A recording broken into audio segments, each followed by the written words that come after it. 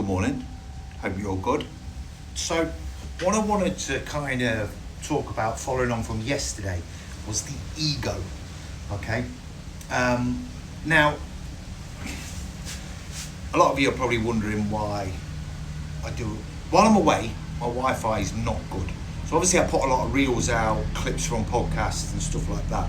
But while I'm away, it makes it really, really difficult because of the signal to edit certain podcasts and put the clips out. So I use the opportunity to talk, to do these little like reels, little bits that I think people can learn from.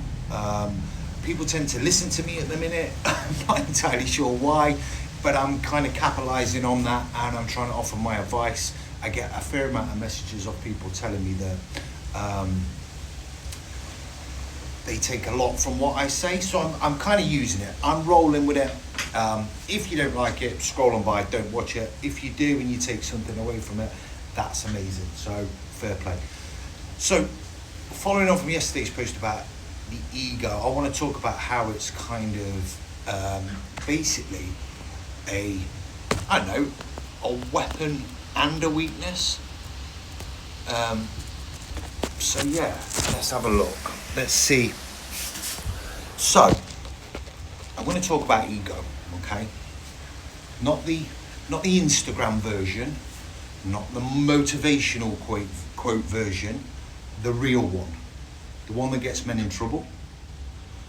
The same one that gets them through hell. So what ego actually is, okay? So it's identity, it's pride, it's the voice in your head that says, I am this kind of man and I won't fall below that. And that can be really powerful, but it can also be very, very dangerous. So what's the bad side of ego? So I'm not going to dress it up. Ego ruins men. It stops them asking for help. It keeps them quiet when they're struggling. It makes them double down when they're wrong. So how many fights have you seen with ego? How many broken relationships? How many bad decisions due to ego? It started with, I'm not backing down. Not because it was the right thing to do, but because pride and ego got involved. So ego will have you staying in a job you hate because you don't want to look like you failed. It'll have you drinking too much because you can't handle it. Pushing people away because you don't want to look weak. Carrying pain in silence because you think no one should see it. That's not strength. That's fear wearing armor. Okay? So ego and a weakness that no one talks about. So here's the truth most men won't admit. Okay? Ego is often covering up insecurity. It's the mask. The louder the ego, the more there's usually something underneath it. Not always, but often. The guy who has to win every conversation. The guy that can't take criticism. The guy who has to be the hardest man in the room. Ask yourself, what's he protecting? Okay? What's he protecting? So, the dangerous lie we get told growing up, be strong, don't be weak, be a man. Nothing wrong with that, but it gets twisted. Because somewhere along the line, being a man becomes don't talk, don't feel, don't admit when you're struggling. And ego enforces that rule. It keeps men locked in their own heads. But here's the flip side. It's not all bad. Ego isn't all bad. Not even close. In fact, when it's controlled, it's one of the most powerful tools a man has. So what is the good side of ego? Okay, so ego gets you through the tough times, the hard times. It's the voice that says, when it gets tough, don't quit. It's what pushes you when you're in training, when you're exhausted. It's what makes you stand your ground when it matters.